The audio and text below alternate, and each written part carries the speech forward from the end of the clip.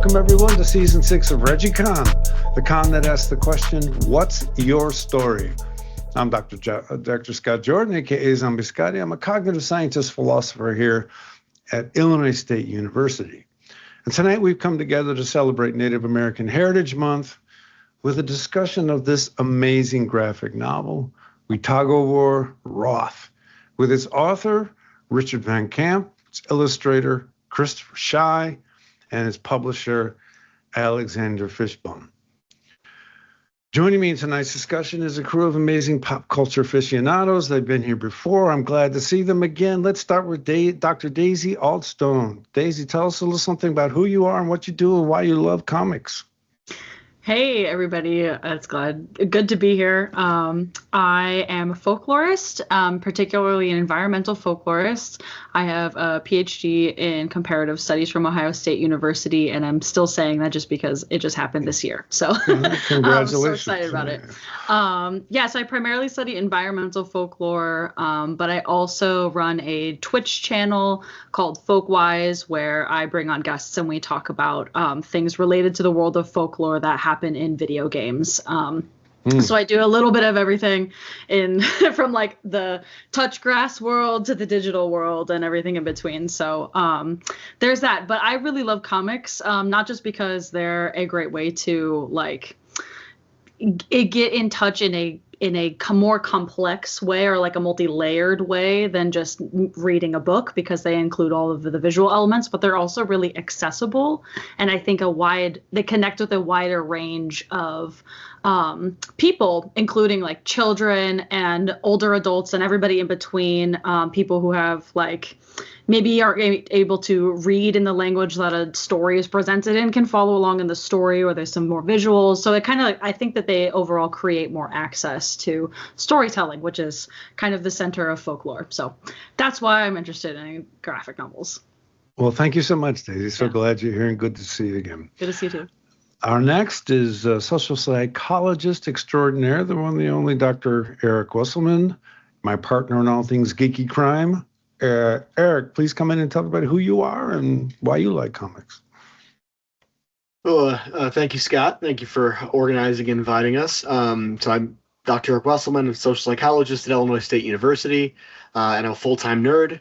My research largely focuses on the dynamics of social inclusion and exclusion, and I've begun examining media representation, or lack thereof, as systemic forms of inclusion and exclusion.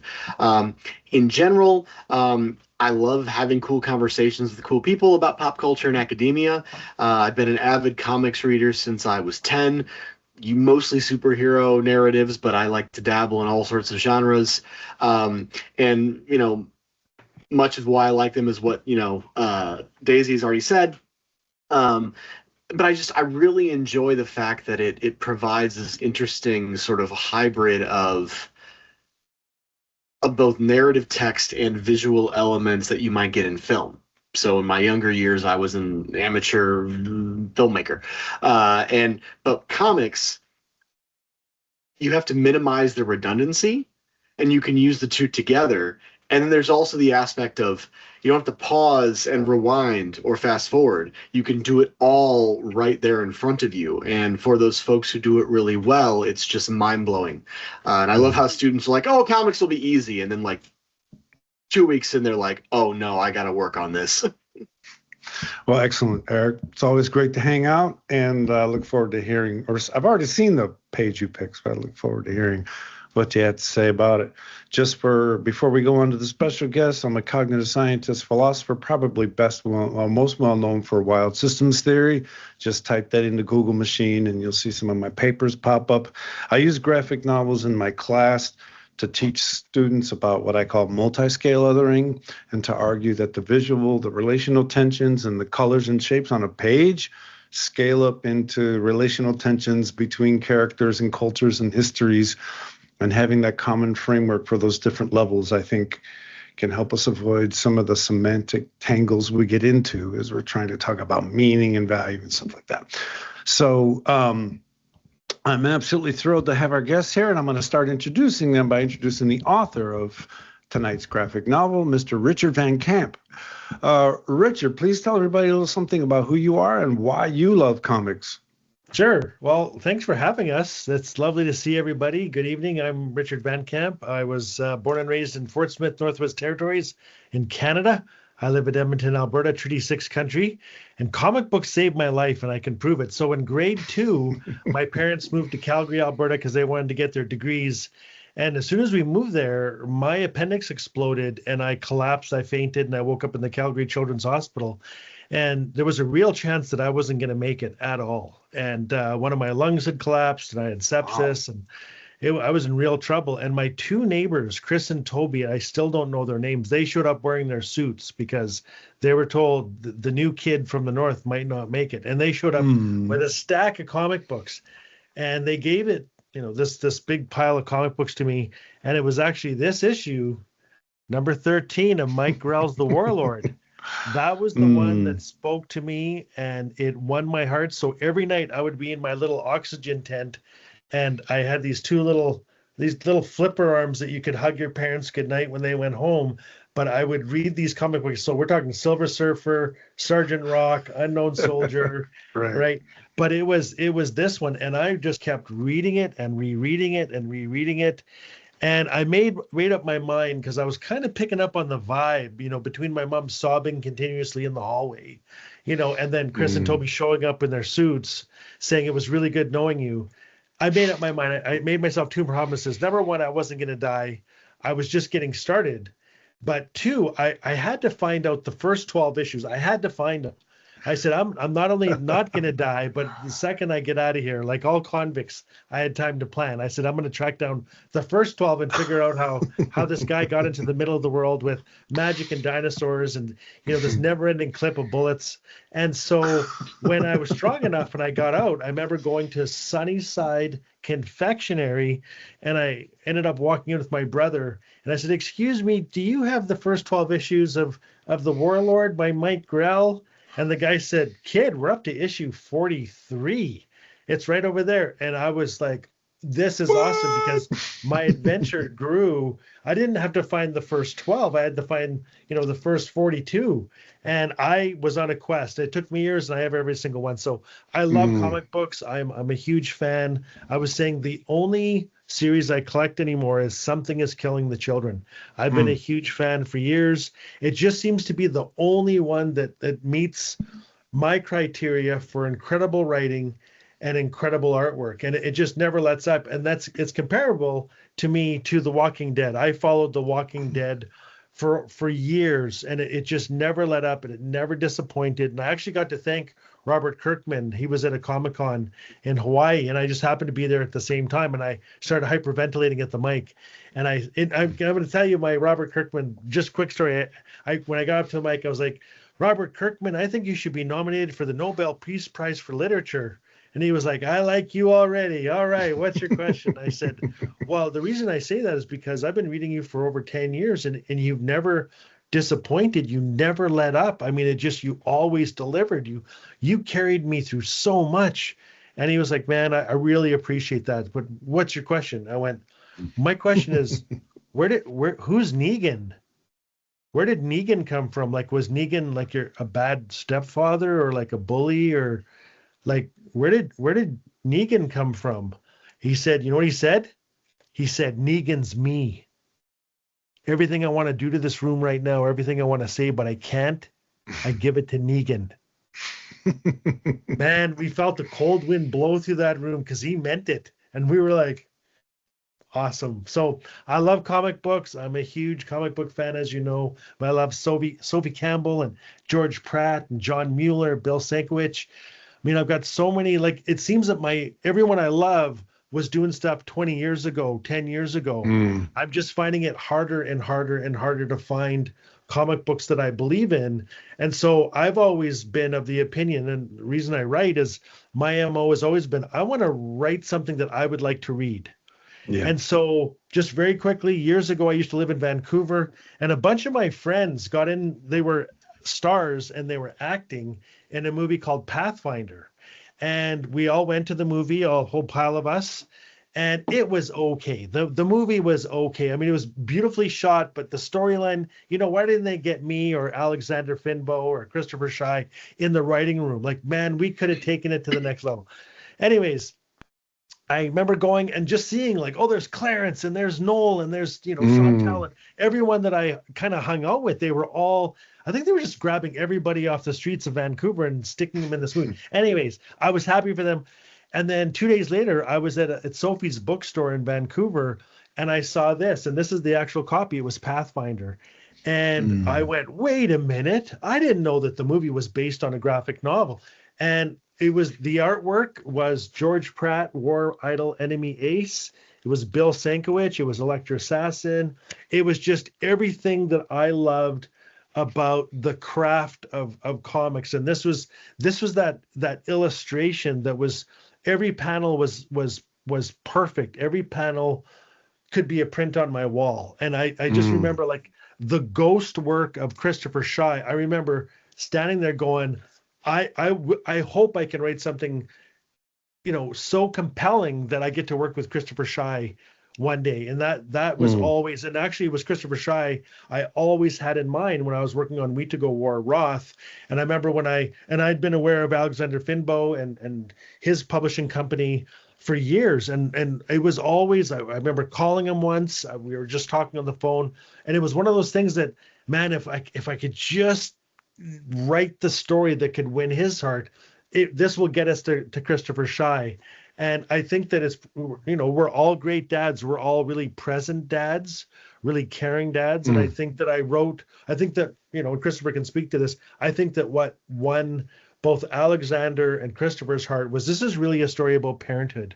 And what would you do to save your wife? What would you do to save your child if you were bit by the unthinkable, if you were half turned?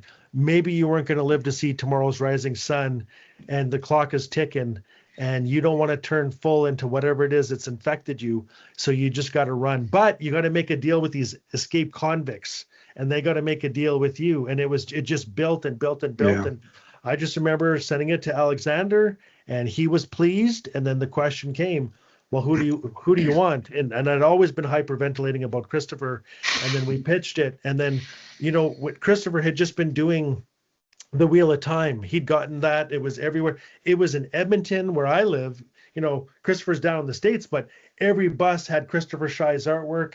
The digital advertisements all had the Wheel of Time artwork. And I'd say to my friends, you see that guy? That guy did the Wheel of Time. We're going to be working together, because Christopher had said yes, and no one believed me. Yeah. Tell me another one. Smoke some more, Van Camp. And I was like, no, I'm serious.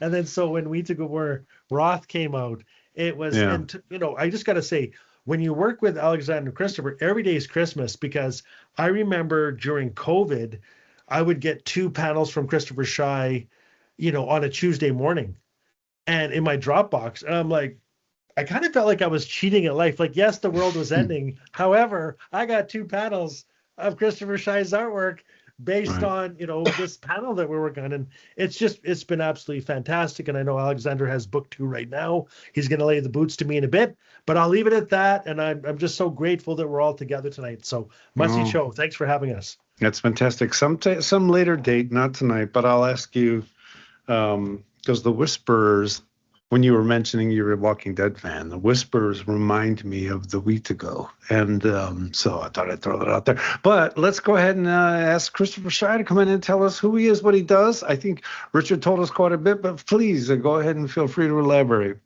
Thank goodness, because, boy, there's no ever follow my buddy Richard. So, to speak to the one thing that Richard said before, the thing that brought us close together was the fact that we just chatted on a regular basis about our kids. I mean, we probably chatted for 2 years about our kids before we ever got to the book. But I was born and raised in Kentucky. No formal training. I'm from the kitchen table school of art. So I started working professionally before my last year of high school, and then made it out of high school, and I've been freelancing ever since. So as far as my career, it depends on which decade you're talking about. I started out in role-playing games first, so I actually illustrated for TSR right before they got bought out, and then jumped over to White Wolf, and I was a staple there for a good decade. Worked in the games industry as a concept artist. Then I jumped into feature film and did concept artwork for feature film for a good decade. Then I started doing movie posters, and somehow that became the thing I was known for a long time. And through all of that, I did 22 graphic novels that no one's ever heard of, except for probably in the last 10 years or so, people have started to take notice. But most of them were independents. I dipped into Marvel and DC here and there. I've always loved doing comic books. I've been doing comic books since probably 1979 on typing paper. So digested comic books. The first comic book I ever did was called Gru the Wanderer. I did 150 issues starting in 79 and ending in 1986 in my desk drawer at school. So, comic books have always been something. I know you, Richard, you were my biggest fan. You got to stop.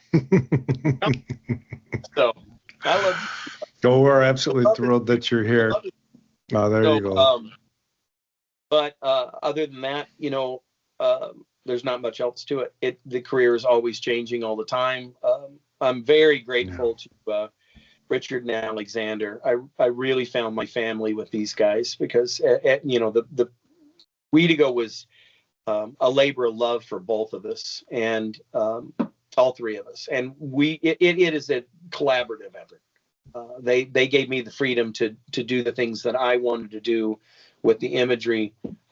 Alexander is an extremely generous publisher and fantastic editor. And Richard, of course, is just absolutely an amazing writer and cheerleader. So without further ado, next.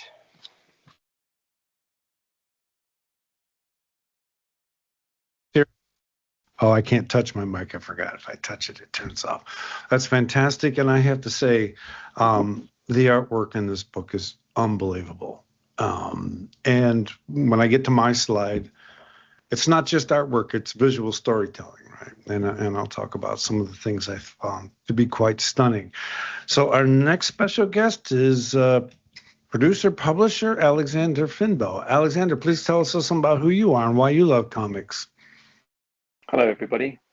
I'm originally from a film and TV background before segueing into comics publishing.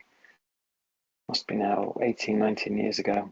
And my love for comics started as a kid.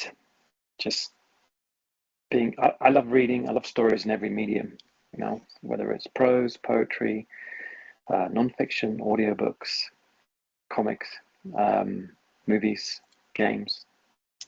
Like just the idea of stories and what you can do and how you can use them to tilt people's perspectives, show them diverse voices that they wouldn't normally come across in their everyday lives. They're very powerful. And I'm always in awe of what powerful storytellers can do to people. And I got into reading anthology comics in England, where I grew up, and I live in Canada. 2000 AD was a weekly anthology from the 1970s, and you'd have 4 or 5 page episodic comics every week. And it was amazing because you're left with 5 cliffhangers every week. It was great.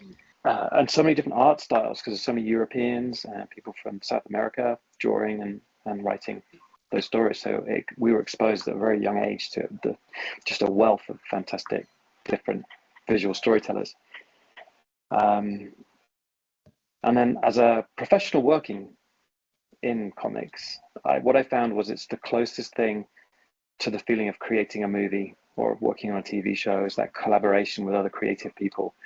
Whether you're trying to solve a story problem or find the most concise way of getting the story told in the pages available. It gives me that same creative fulfillment that working on movies did, but in a much more manageable and less you're going to lose all your money kind of way that compared to movies.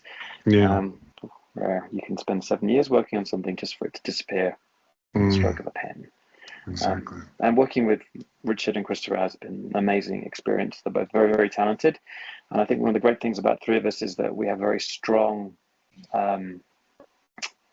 not opinions, but we have a very clear idea of our ideas on narrative and what the reader needs, and we can bounce off each other and push back where we need to, and then it's that really exciting frisson of creative people coming together to try and deliver a powerful story as effectively as possible for the end reader. Well, that's fantastic, and I'm really glad we were able to get all three of you here. So I'm going to quickly have to give some cred, as it were. What the heck?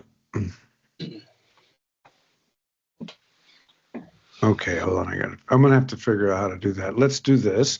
I'm going to ask Richard if you could give us just a brief paragraph or so, just a plot line description of what's going on in the story, because I know some of the people in the audience may not have read the story. So when we're talking about characters through frames and stuff, if you could do that for us, that'd be great. And while you're doing that, I'm going to try to make sure I can share my PowerPoint.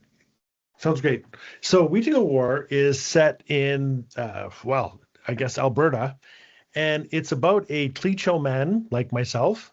It's a gentleman named Ross, and he's known as the child finder. So he has found over 500 missing children and returned them to their families. So he's quite famous in his own way. He has a wife, he has a daughter, and he's on the road a lot because he has medicine for finding missing children. And he's gone up against human traffickers. He's gone up against a lot of really bad people to bring these children home. And unfortunately, at this particular time, the oil sands in northern Alberta have dug up the Wheetago. And I can talk about them now because there actually is snow on the ground where I am. And I understand there's snow on the ground where Christopher is, and there's snow on the ground where Alexander is. I hope there's snow on the ground where you are, because the protocol is we're not supposed to talk about them and say their names. If there isn't snow on the ground, we don't want to give them any more power at all. And so this is a story about a father who is bit by a Wheetago. And unfortunately, Wheetagos are spirits. They're creatures. You can be cursed and turn into a Wheetago. You can be bit and turn into a Wheetago. If you know black magic, you can summon a Wheetago. But when Ross is bit, he's actually holding rat root, which is one of our boss medicines. And that saves Ross from turning full Wheetago. So he's only half.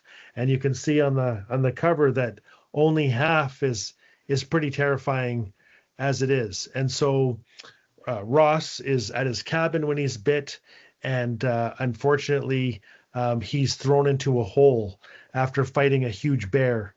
And he's discovered by 4 convicts who have escaped a Wheetago attack. They're indigenous as well.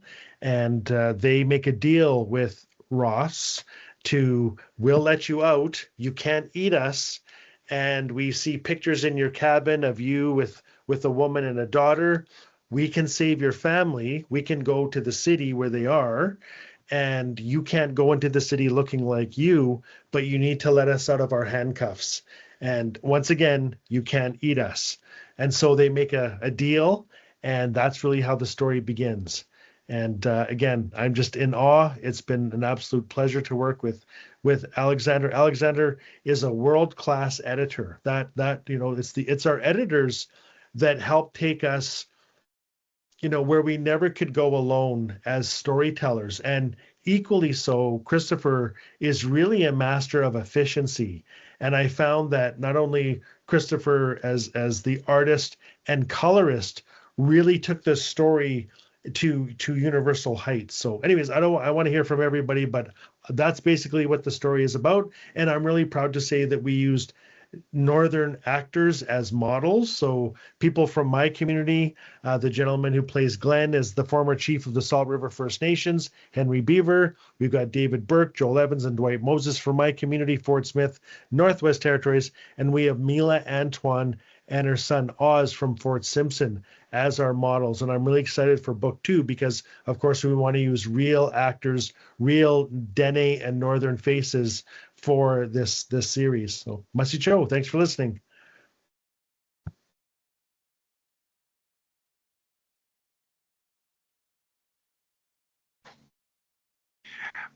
Okay, thanks for that. Sorry about that. I'm making sure I have to actually send the PowerPoint to a different computer. It's happening now. No big deal.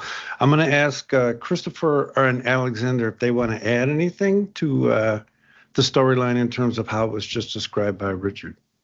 Alexander, do you want to give a brief summary of the story for anybody that hasn't read it? Just a quick log line. Do you think you can handle? Throw out, just so we know about what it's about before we delve into other things.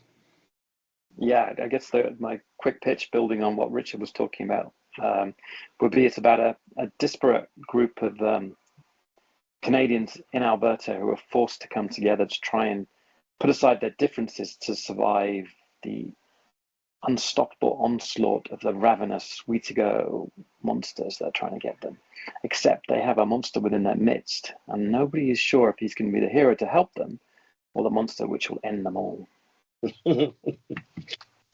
Well, and then adding to that, the thing that drew me to it immediately was the story sets out it's a group of escaped convicts. You're not really sure whether they were on their way to being released or on their way to another prison when the end of the world happens around them.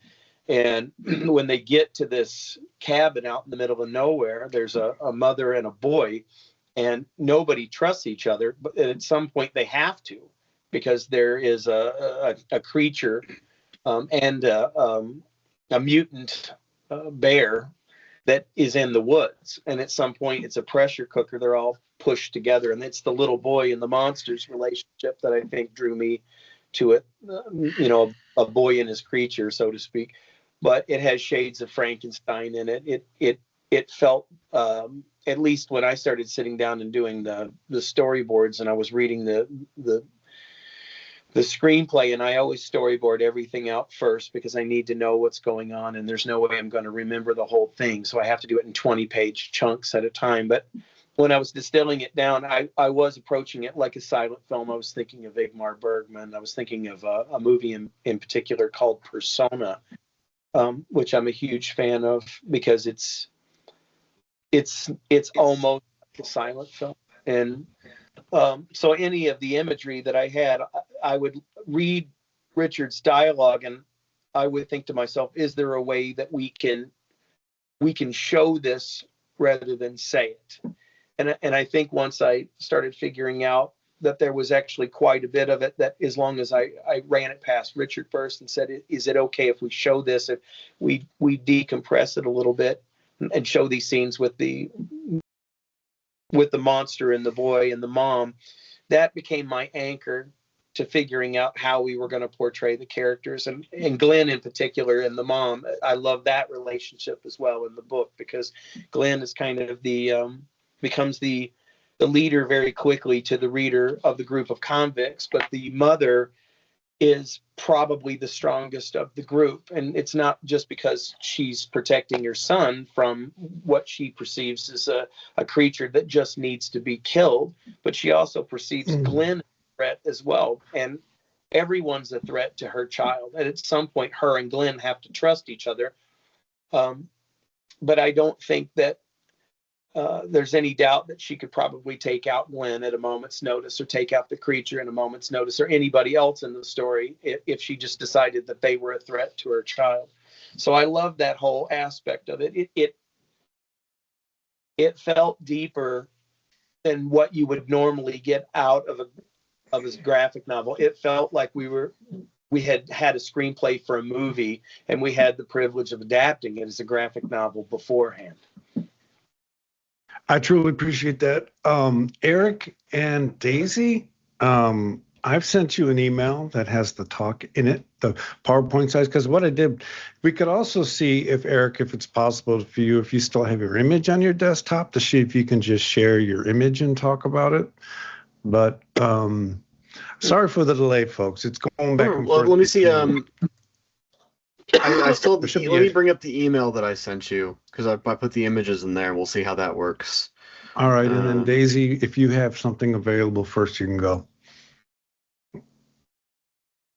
I said, I might have to have a A permission from me or an something? Illinois account, yeah. Out to share? Okay, I'm sorry about that. Eric, do you think you Or to have it? open it. Where's the share screen here in this? I don't use Teams very often. No, I don't either. That's the problem. It's a ribbon up at the top. There are 3 black icons: camera, mic, share. Oh, I see. Okay. All right. Yeah. See if it works. Okay. Are you seeing I am seeing that. messy I'm seeing your whole desktop? screen. Yes, I am. Okay. All right. I'll have to try to. I scripted what I was going to say out. I'll have to go by it through memory here. Hold on. Okay. Yeah. All right. Can you see? Yeah, we the can see images that there? image. Can you? Yeah, Fred. Well done. Thank you. And I appreciate everyone's patience here. Okay, that's not working. Well, I think you guys I can all see that, right? Go ahead. What are you going to say, Daisy? I could screen share the page if that's what you're Why don't wanting, you try if that's that? what you're asking. Okay. All right. So Eric, why don't you stop? Do you see the page? You're asking me to stop? I think so. Let's see if Daisy can find the page.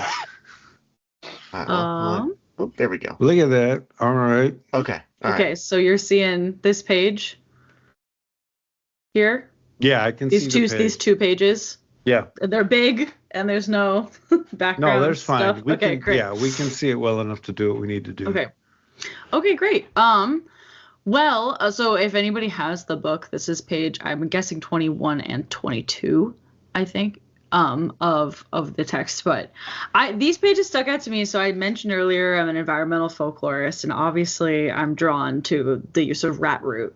Rat root is not only a medicine, but it's a lot of different things. It has many different names. I pulled some of the names up. Let me see if I can pull them up again here, just because I was so fascinated by it. I want to, oh, you can see this. There we go.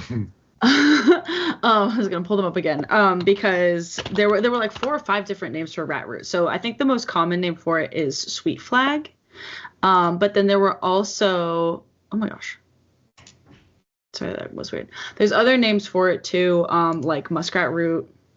But some of the things that drew me specifically to this page, not just because it has this wonderful medicinal plant as the focal point, or rather it's a focal point of like discovering that potentially this Wheetago could be friendly, or maybe there's a person inside that's not fully turned yet. It's sort of like a moment of clarity, I think, that comes from the plant itself. And I liked the ways that these 2 pages were next to each other, because on the page prior, you see how like the framing of it is it's much more blocky. Like I don't have all the technical terms for this, but like there's sort of a central staging moment where we have the cabin, and then a kind of like close up on the chains, and then maybe kind of talking about or rather like the sort of blending of some histories or some threats, both of the Wheetago itself, but also the gasoline that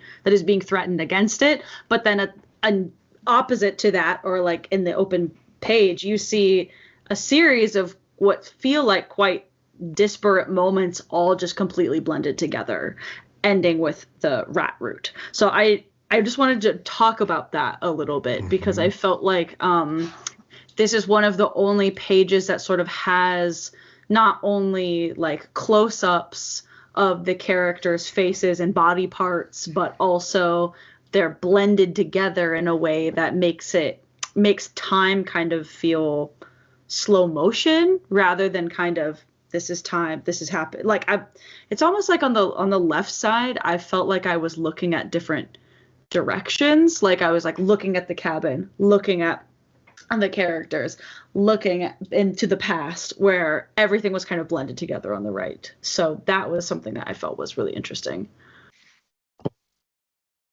Okay, there's a lot of directions we can go here. But anyway. No, that's perfectly fine. Yeah. I'm going to ask. I'm going to give Richard first dibs at talking, and then the other 2. And you guys are seeing my screen right now, right? Wheetago War Roth cover with everybody on it. Okay. Yeah. I'm going to work to change that while you guys talk. Go ahead. Cool.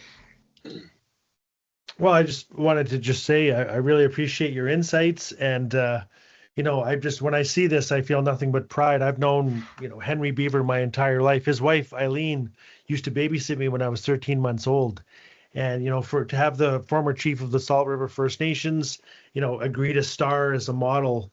And if you go a couple pages ahead, I love that you're not sure if they escaped a Wheetago attack as convicts being released after serving their time, or they'd just been caught and they were going to jail. But there's a great line that Glenn says to Roth in the pit, and it's, "Don't make me do what I used to. I'm real good at it."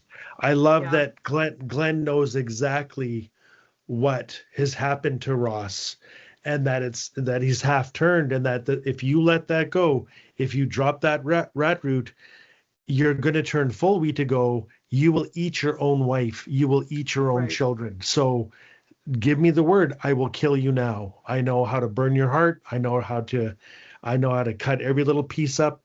I know how to bury you properly. I know exactly what to do with you. But if you want to live, you've got to free us. And that line, "Don't make me do what I used to. I'm real good at it." That shows you maybe they maybe they hadn't made it to jail yet. Maybe they hadn't been reformed. You start to understand that there are no innocent people here, and I think Glenn's no stranger to killing.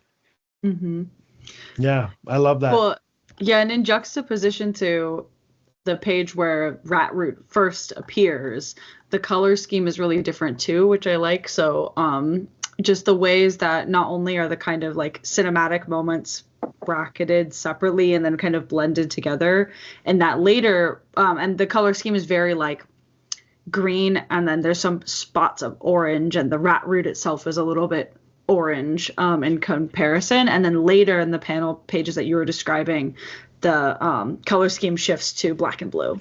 And, absolutely. Yeah. There you go. This is the line. Yeah. It's beautiful. Don't make me do what I used to. I'm real good at it. Yeah. That's classic Christopher Shy, a master. Yeah. I always say master artist, Christopher Shy. And yeah, the pacing is so there's elegance, and then there's that tension. And then the sheer size of Roth, when Roth comes out, when they agree to put the ladder down, it's epic. It's anything Christopher Shy touches, it's immediately epic and timeless. I'm glad I see in the interpretation of my artwork here that they kept the green. There's a little known story as to why I like green so well. Richard knows it. Most of the people that have worked with me for a long time know it. I'm actually colorblind in one eye. I only see greens in my left eye. So it's always been that way since I was probably sometime between 9 and 11. I got hit in the side of the head, and nobody can remember exactly when it was, because I don't think I really noticed that it was progressively getting more green until I had an eye exam. But I have to close one eye. I have to close that eye in order to get true color. So I've just kind of leaned into it for the past 30, 35 years. And sometimes I have to kind of pull back from it a little bit and realize it's getting a little too green. So, but that's probably why it tends to be as green as it was, Richard. We would pull back from that color a little bit. No, nobody's complaining, Christopher. It's I think it works. Yeah, your kind of alchemy. I think it works. It was making me think about, when you construct a film, this is almost like, not only is it just really cinematic, but because it was staged with like human actors, that it feels more cinematic than maybe your average comic book does.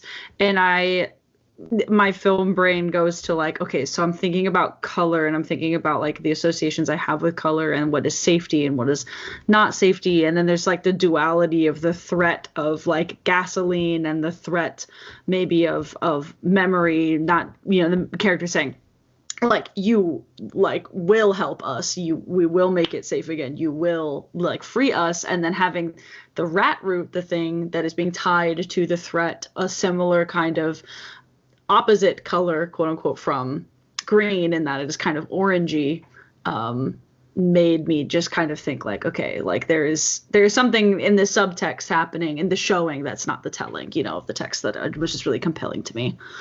Well, we definitely planned out the colors, and that is a staple for a lot of the graphic novels that I do, that I'll usually try to chapter out certain colors for certain characters or certain environments. So Roth obviously is a little bit more green or desaturated. When we move inside the cabin and we're talking to the characters, it tends to be more browns and earth tones. When we go outside, we start getting a little bit more Andrew Wyeth-like tones when we're talking to Glenn and the mom and the boy. So I find it's useful sometimes also to use those color cues when I decide to keep things obscured. So Roth, for instance, I didn't want us to really see him entirely until the end. I kept trying to obscure him more and more. A part of it was because me and Richard were still kind of working out the look as we went along. We did a tremendous amount of concept artwork, a lot of concept artwork, trying to figure out where we wanted him to go and what we wanted him to look like. And we knew that he needed to be relatable when he stepped inside the cabin, because he was just a huge creature to begin with. So having those color cues, if the artwork became obscured or muddied for one reason or another, because Roth was walking through the forest, or the bear was close by and we were doing a close-up on the eye and we were doing the silhouette, but we didn't want to reveal that it was a bear yet. The color cues allowed us to look at it and say, okay, we're back to the greens. There's something coming. This is the monster. He's coming out of the woods. The brown tone shifts, even if a character was in the woods. That kind of gave us a little bit of an idea that this was one of our principal characters that was coming out of the forest, or this was a conversation that was going to take place that wasn't containing the monster. And that wasn't always on the nose or us trying to be brilliant. It was a way to try to make the story a bit clearer to the reader, because sometimes, as much as Richard loves my artwork, it can be a bit atmospheric to the point where you don't know specifically what's going on. And some of that's intentional, because I don't always want to spell it out. And some of it is because I haven't quite worked it out in my head, and I don't want to paint myself into a corner on page 76 when I know there is a really big battle coming up at, say, page 150, and I'm still working out every bit of the cloak, every bit of his face, every bit of the bear. I'm trying to leave myself as much time at the end of the movie to continue to concept for as many hours as I can before I have to put that artwork in the can. And it was actually something I learned to do when I was doing feature films, because when I worked with Marcus Nispel, he always had a way of arranging his storyboards and shooting his films so that he would keep his options open for better ideas until the last minute. And I really loved and admired that he planned it in advance, because he knew he wasn't always going to have the best idea, but he wanted to give himself as much time as possible to come up with that idea before he's like, okay, this is it. We have to choose it. Let's move ahead with this. That's fantastic. Eric, go ahead. On the jumping off on this idea of film, I'm a huge horror fan, which we'll talk about when we get to the frames I pulled, or the panels I pulled out. But what I find unique about Christopher, the way you've sort of structured a lot of the pages, is that it reminds me of like the sort of John Carpenter, Dean Cundey anamorphic aspect ratio, where you get all of this space that would fill like a widescreen presentation. So can you talk a little bit more about why you chose to use so many of those panels? Well, it's definitely an evolution over the years, because if you go back to my early graphic novels, I was still leaning in hard to traditional comic books. So there was a lot more crammed in there. And I was probably, like all comic book artists, trying to be as clever as possible back in the 90s. Lots of close-up shots. I mean, everybody's influenced, and we stand on the shoulders of giants from others. But at some point, my love of movies probably became more powerful than my love of comic books. And you know, there's too many directors that I admire out there to even begin. John Carpenter is obviously at the top of a short list of people who, you know, we've all watched his movies 1,000 times for comfort food. But I into a lot of European directors.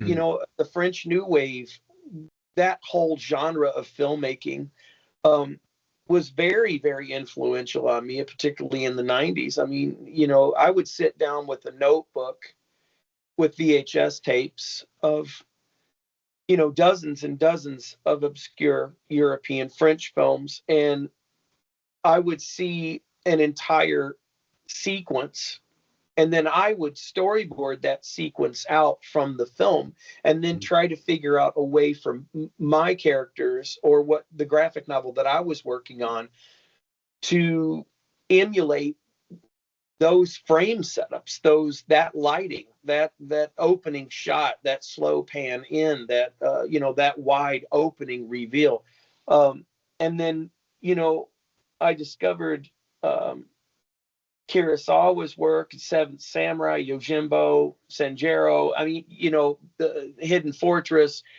Those are a master class for any comic book artist, because they are comic books. I mean, they're Westerns. He would say, for instance, you know, I watched, you know, I did Seventh Samurai, and then, you know, we turn around, we get the Magnificent Seven, and then we turn around and we get, you know, Yojimbo off of that. You know, they're feeding off of each other. Their love of Westerns, our love of samurai films, and, you know, starting out with you know, a close up on someone's foot walking towards the camera, and then it pulls back out and you see a man in the distance in silhouette with smoke blowing from the extreme left and right, and you've got particles everywhere, and you've got cloaks flapping, and then suddenly the guy pulls his sword. You still can't see what's going on, and then you see two guys face off. I mean, this is just classic storytelling. And even if you're doing a monster, even if I'm doing Roth walking out of the forest, you know, where's the wind coming from in that forest? Where's those particles coming from? I don't know. I don't care. It looks cool.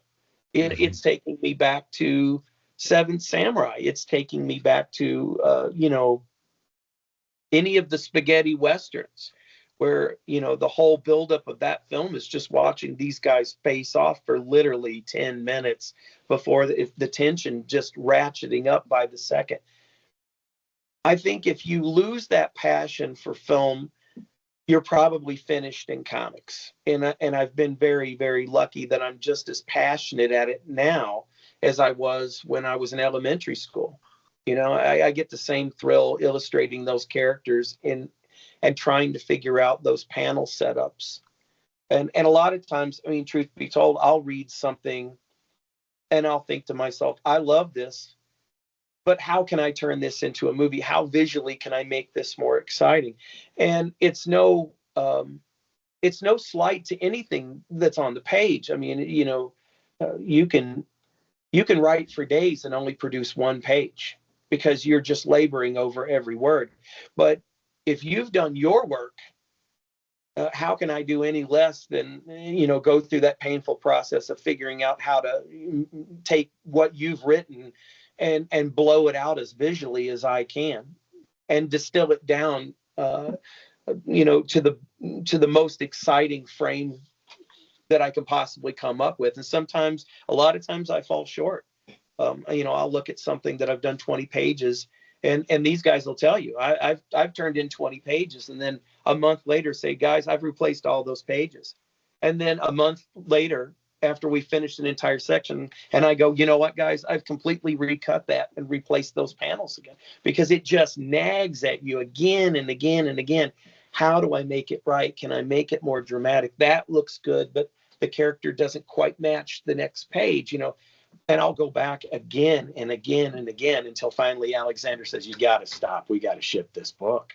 And then you got to let it go. You got to let it go. Yeah. But that's the job.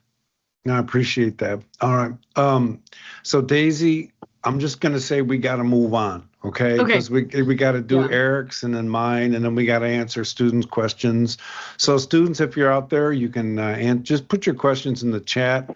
I'll make sure I go through all of them. I'll have a record of the chat. We'll try to get to all of your questions. But if we don't get to a question, please know that you'll still get points for submitting one. So on that note, Eric, I'm going to show you this, and the floor is yours. Okay.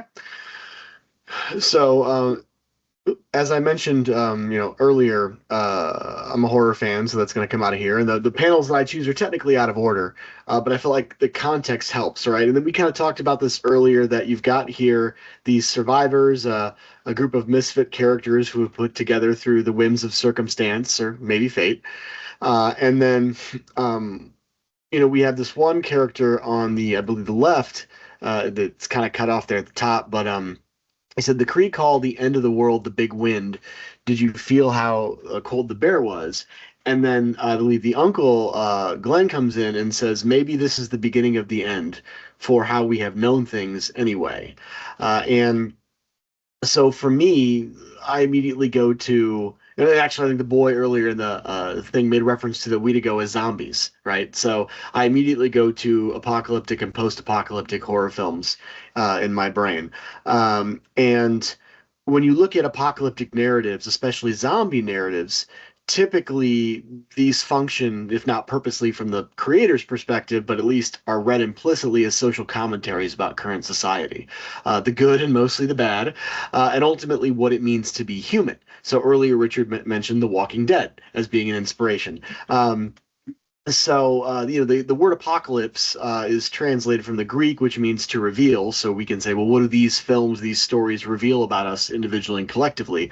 There are two scholars of zombie narratives, Chase Pielek and Alexander Cohen, who argue that zombie films in particular provide us an avenue to reflect not just on what's wrong with society, but ultimately what aspects, if any, do we want to intentionally save when we are forging the what comes after?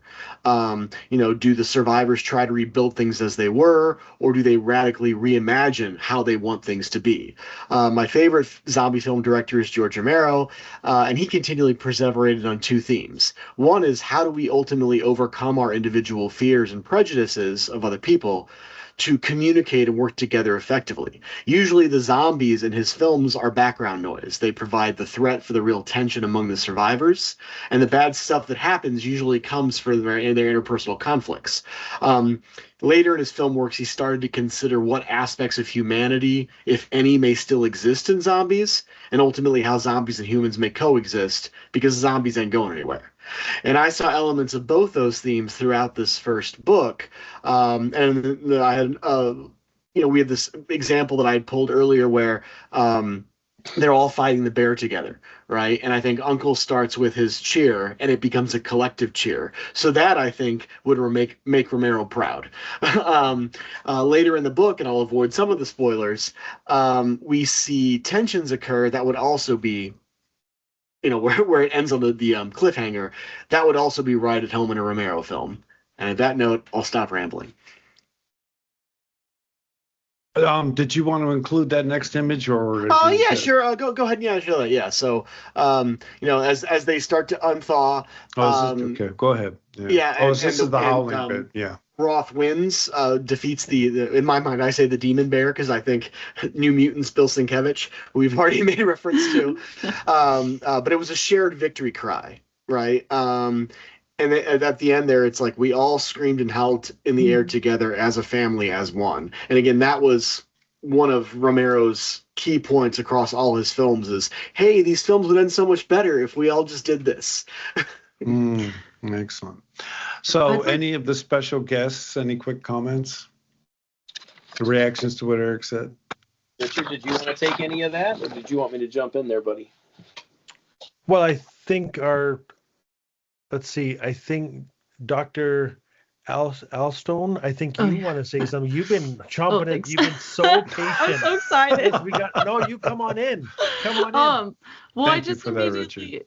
Yeah, thanks. I was just thinking that this maybe is a comment that both can bridge the panels that Eric and I chose, but also some of the questions that students are bringing up in the chat. I was just thinking about where the reader is in position to the other characters in the artwork, like the perspective that's included. And so, like the previous image that we just saw at the table, we're, as the reader, like almost at the table, joining the group of ragtag members on this journey together to fight this bear. But then in this scene as well, we're not seeing the front of them. We're on the side of the sort of now family that is one, right? Joining them in the fight against Wheetago.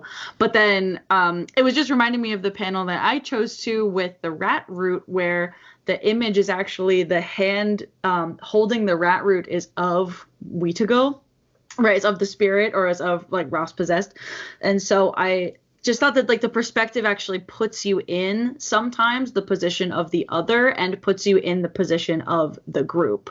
And I wondered, like, I guess that maybe there's something there that the group maybe wants to speak to that's here, because I thought that was really compelling. Which side are we on? Well done. Alexander, was that your art direction, or Christopher, was that your art direction? Because one of you two made those decisions. I just wrote the words. What do you think, Alexander? You want to take credit for that one, buddy? So I can't even remember. Go ahead, Alexander. You got to give me something.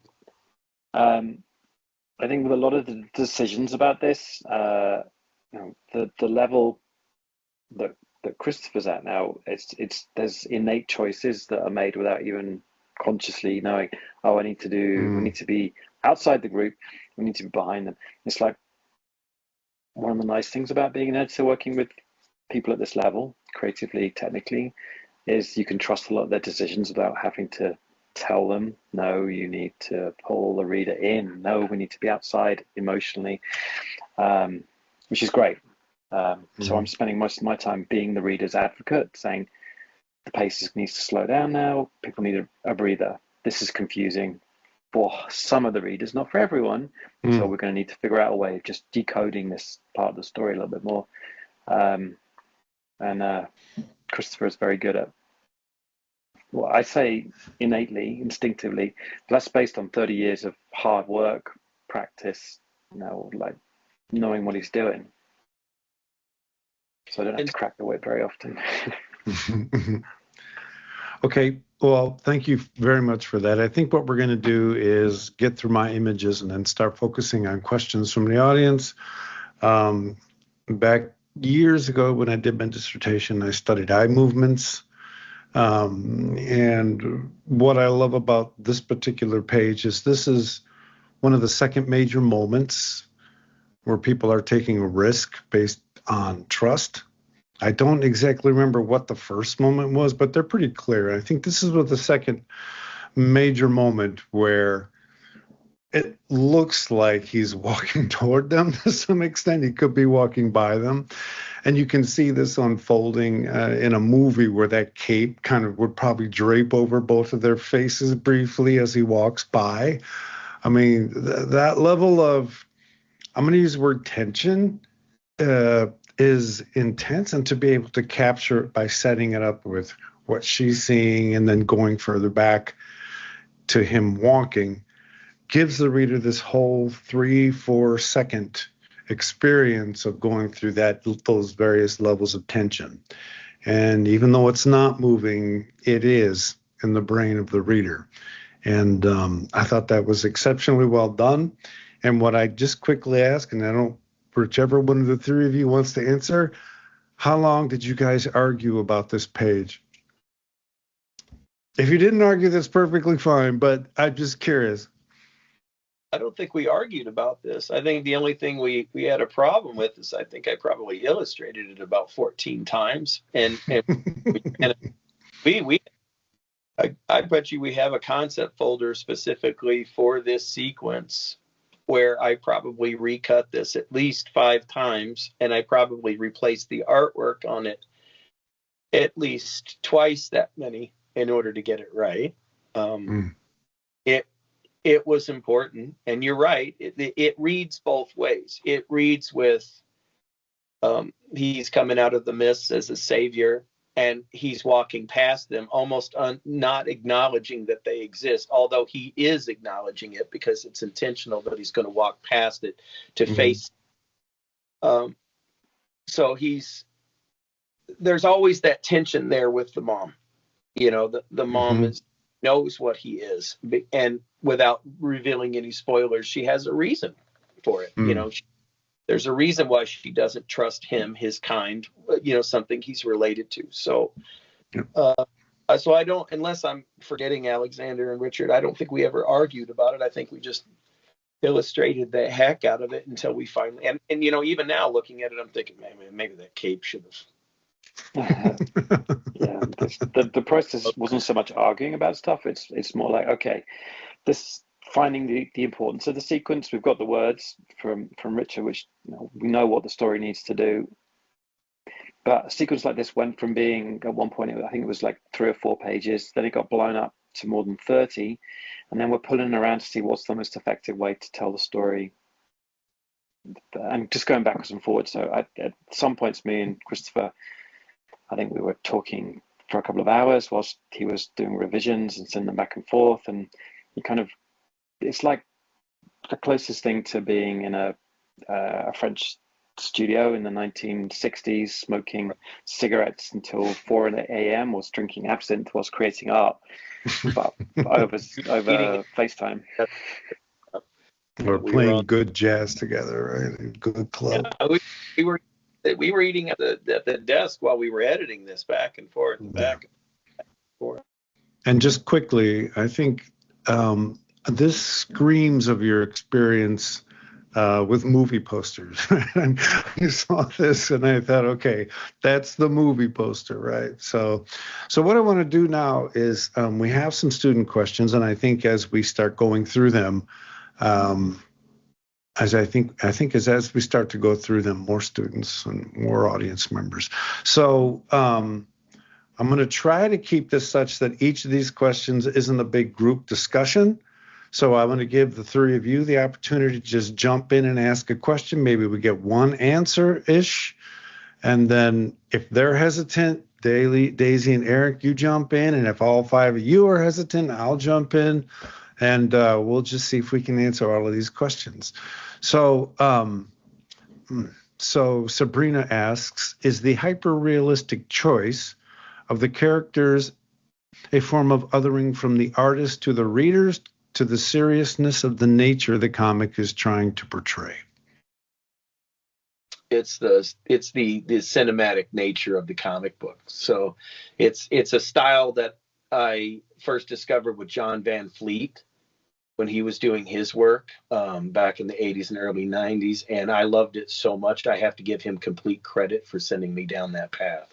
So if I can make this look like a movie, there's absolutely no reason why I shouldn't push it to that level. And do you? I'm trying to just continue on the student's question. Do you feel as though the sort of clarity of the faces, the most realistic nature of the faces, adds to the intensity? Mm-hmm. Absolutely. Yeah. If we can, with this book in particular, we had discussions from day one. I was concerned that if I was going to do this book, that we needed to have authentic casting. Yeah, it was a concern of mine. Yeah. I wanted to make sure that we didn't just go in there and just do what was easy for me to illustrate, because I didn't think that was going to serve the purpose. And you know, I remember that conversation. It was brief. I wasn't even sure how quickly we were going to get started on the book. It took a long time for us to do it, until we could round up everybody that we needed to. And credit goes to Alexander and Richard for that. And we filled up folders and folders and folders of reference. And I went in there and I just started combing through it for months until I had everything that I needed as a jumping point. That's fantastic. I'm going to go to Alex's question. Being convicted of a crime can seemingly change a person into a monster or further other them from society. Was this cohort an intentional metaphor? being bitten by the criminal justice system, rightly or not, and being bitten by a monster turning one into something other than the person they were before. I just want to say I really appreciated what Christopher said, that nobody trusts anybody in this story. It's brewing. It's a pressure cooker. And what I love is that you learn that Glenn made a promise to the families of these men that he would see them through their sentence together. He would get them home all safely. You learn that later on. So obviously they've known each other for a long time in the life of crime and possibly even before then. And more is revealed in the new book we're working on right now. But I just love that through it all, you've got a father figure for these. What did you say, Alexander? You said wayward. Did you say wayward Canadians? What was the word you used? Did you say like earlier? Do you remember what you said, Alexander? I think it was I think you said wayward. I think it's wayward Indigenous, characters. And if I could just say that, we were so lucky that the four actors who played the criminals, so Joel Evans, Dwight Moses, David Burke, and Henry Beaver, they're all from my community, and they had all starred in a movie that we shot called Three Feathers in our community, which is on APT, and I don't know if you can get it in the States, but it's a gorgeous movie. So we were really lucky that they'd all acted together. We all know each other quite well because we worked together on the movie for 5 years to make it happen. And then Mila Antoine, who stars as Carol, the mother, and her son Oz, we've all seen Mila. She was in The Revenant with Leonardo DiCaprio, and she's the one that castrates the man who abuses her. And we've actually also seen David Burke. He gets killed by Leonardo DiCaprio in The Revenant, but he'd also starred in Cutbank with Billy Bob Thornton and Bruce Dern. So I mean, these and Joel Evans, of course, is the star for the movie The Lesser Blessed, which was based on my novel, with Benjamin Bratt and Kiowa Gordon from Twilight and Chloe Rose from Progressive Junior High. So for me to go to local talent in the Northwest Territories with people who are no strangers to the big screen, I'm really proud of that. I'm really proud that people in Fort Smith can go, hey, this is Henry Beaver. Like, this is the former chief of the Salt River. He's starring as an ex-con uncle. And I grew up with Joel Evans and David Burke and Dwight Moses and I grew up with Mila Antoine. I went to school with her, and she's from Fort Simpson, and now she's a star in this great graphic novel. I love that we're braiding real Dene and Northern faces and people that we all know. Everybody here is quite famous in the Northwest Territories. They're all celebrities, and I love that we all work together, because I'd never worked with Mila Antoine before, and I'm certainly very proud. I can't wait to reveal more in book 2. That's fantastic. I would say, Alex, the quick answer to that question is yes. Okay, fair enough. Well done. We're going to go to Ariana's question. How does the comic make it hard to tell who's a human and who's a monster? And what does that say about who to call the other? And what does that mean for the character who got bit? That's a lot of question. I think that's a big question. Yeah, I think in most stories the humans are always the monster. I mean, it's always the monsters that have the humanity. Just look at Frankenstein that just came out. It was pretty obvious that the monster was the only human in that film. He was the only one that was innocent. He was the only one that was feeling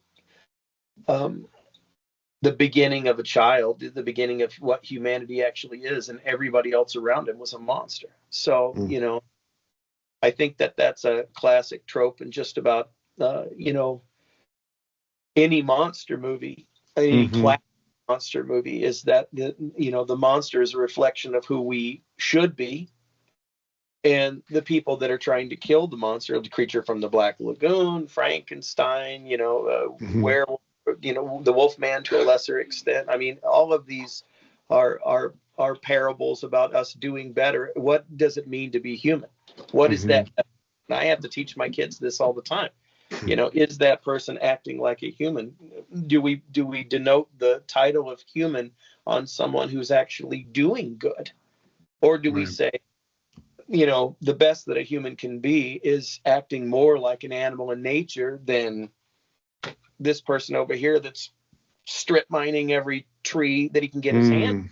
So what does it mean to be human? Well, that's, to me, I mean, that's pretty much right there in Roth. Nobody trusts each other. No one is human until they become a family.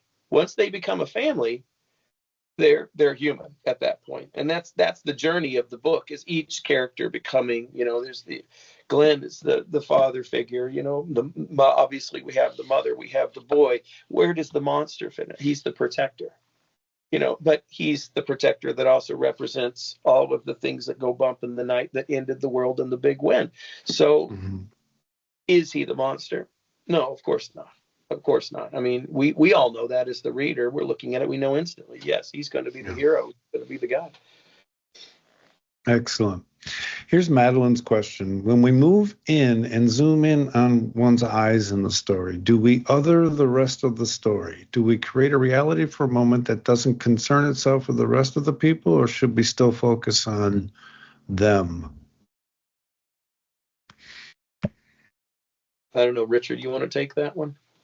No, that's a PhD. That whoever wrote that is a genius, and give that person a PhD right now, because that's 7 lifetimes away from where I'm at mentally. Those close. Everybody here knows I don't have an attention span, so I'm bowing out. That's a way smarter question than an answer that you're going to get out of me. I use close-ups for dramatic pauses, transitional moments, to heighten tension, to pull you out of what's going on before I transition you into something else. Sometimes I just think it's going to look cool to see the reflection of the creature in somebody's eyeball right before he gets it. So, you know, to me, it's a storytelling device. It doesn't necessarily have to have a deeper meaning. Sometimes I just feel it. I feel it needs it. Right. You know, like you know, we used to call them smash cuts, right? You know, where it's like, first you see the guy's face, then you see his hand, then you see the other hand twitching right before he grabs the gun. You know, sometimes you need those close-ups to pull you out of it, to heighten tension before you jump into the next portion of action, which is usually a wide shot where all heck is breaking loose. Yeah, it is a good question, and that's a great answer. I'm going to just drop a little neuro-nerdism here. So the brain is fully capable of telescoping perspective quickly. So going close up to one person, it's not just that one frame, it's not just that one moment, but it's the tension between the group shot and that individual shot. You zone in on it, and that generates a tension between the different scales. And all the things you're saying, Christopher, are things that we do all the time. I just don't know we're doing them, right? You've been developing these things for decades. So as I think Alexander said earlier, you have an intuition about what will generate what types of tensions. And it probably comes to you pretty quickly. I mean, there's a lot of work involved in generating the different frames, but you use your own expertise to kind of sense, is the tension right? Do I need to spread it out more? So the brain's constantly generating these different levels of othering. And someone like you who can actually do this well, you can do it that well because you've been doing it for a long time, right? And you can sense 1,000 hours for sure, you know. So, and a lot. There's a lot of like making the sausage behind the scenes. I mean, believe me, there's a lot of duds before you get to the pages that you go, okay, that's satisfactory. I mean, I rarely ever go back and look at my work because it's hard. When you're in the middle of it, you might find a sequence that you're really proud of. I mean, obviously, you go on my Facebook pages, you'll see the ones I'm proud of, but you don't see the ones that I agonize over, where I go, you know, it's good enough. And I think that's, you know, I had an old newspaper guy who taught me editing back in the 90s. And he said, you know, sometimes the difference between being a professional and an amateur is turning your work in on time. You may not always be the best, but if they can count on you to deliver, then you're going to get the work. And Yep. and so you got to know when to stop being an artist and start being, a technician, and somebody who ships the product. And that's hard. This one, the reason I think I keep saying it is because, I told Alexander this one time, it's harder when you care about something. It's easy for me to go off and illustrate somebody's work, and you're like, oh my God, I can't believe that looks that good. This script is awful, and I've had them, where it's just like, you got to be kidding me. And Alexander knows, because I've said it before. I was like, please, for the love of God, save me from this. But when you care about something, it's harder because it keeps you up at night, because we're all finite. One of these days I'm gone, and what's going to be left is a lot of questionable work, and then a little bit of work that my kids are going to look at, and they're going to say, what was going on in Dad's head when he was illustrating this? I love this. Or Dad, why did you take this project? Oh yeah, that's right, I wanted that thing, that's why he took that project. So exactly. But this one I cared about a lot, and it's funny because I think it's showing because people are talking about it more and more and more. I mean, when me and Alexander and Richard did it, we were just like, okay, it's done. Let's take some time, and relax. But people are noticing this, and that's good. That's a sign that we did our job and we shipped the product. And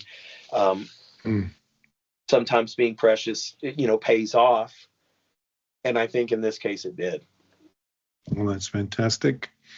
So Grace asks, in the panel where the Wheetago and the two people are walking within the same environment, how does the frame itself, size, position, and shadow, shape who, the Wheetago or two people, is perceived as other? They be dropping these questions on us here. Anybody else want to take that one?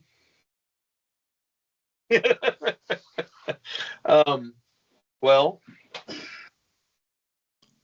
the Wheetago was always bigger, and the smaller and more diminutive the character is at the lower portion of the frame, it makes them more fragile.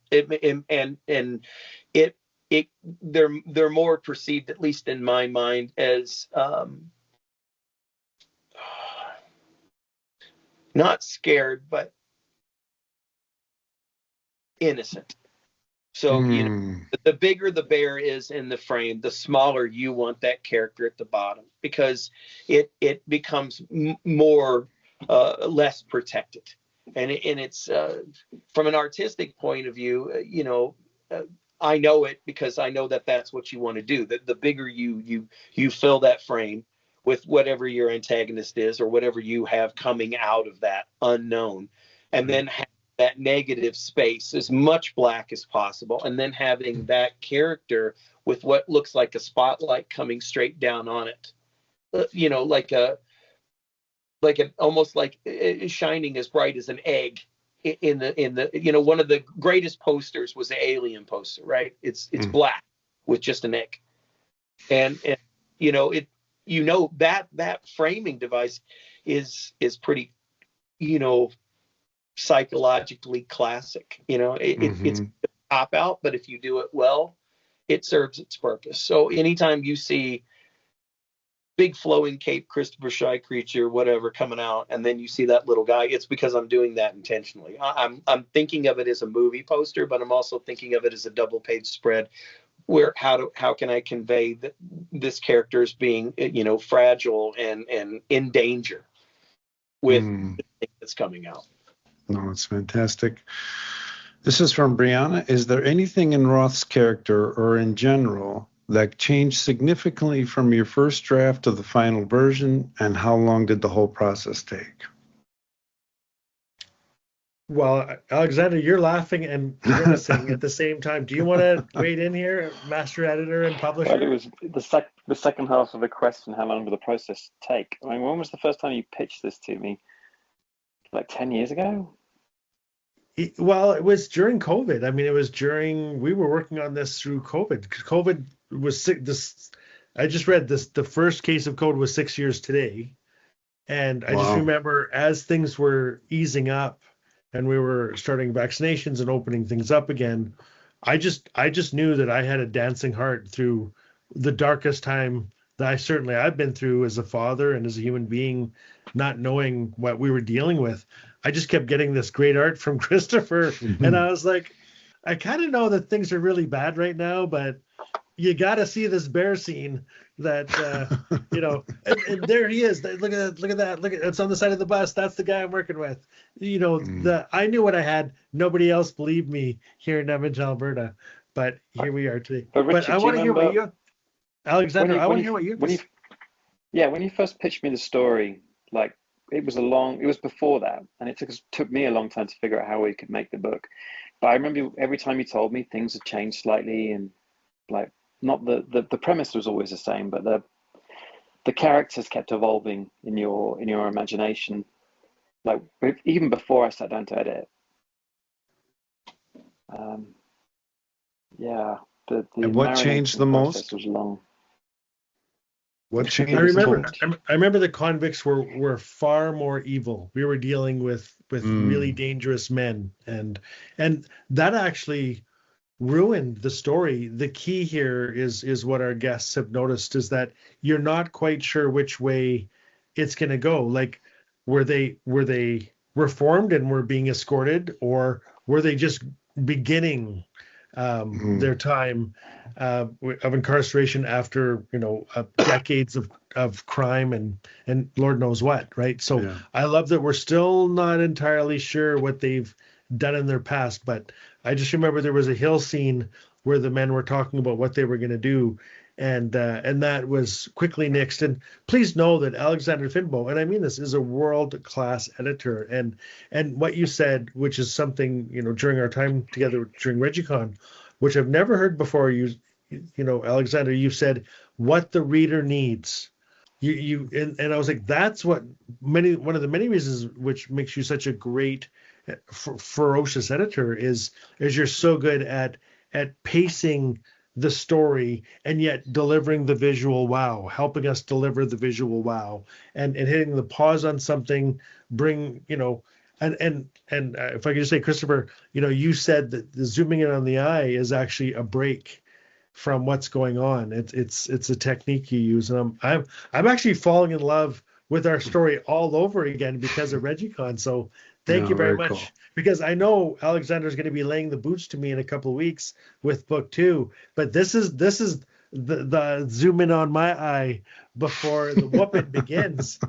Well, Alexander, he's too modest here. Okay, there is zero chance that the book would have come out the way it did if he had not shepherded both of us as almost a big brother, because there were times when Richard was talking about it, we all have kids, and COVID was always on our mind, and we don't like to talk about it or think about it anymore, but especially when you had kids, we didn't know what was going on. We didn't know if kids were going to get sick and if we were going to lose them, and having that steady hand at the helm, that the captain that was constantly walking the deck while we were doing what we needed to do below decks.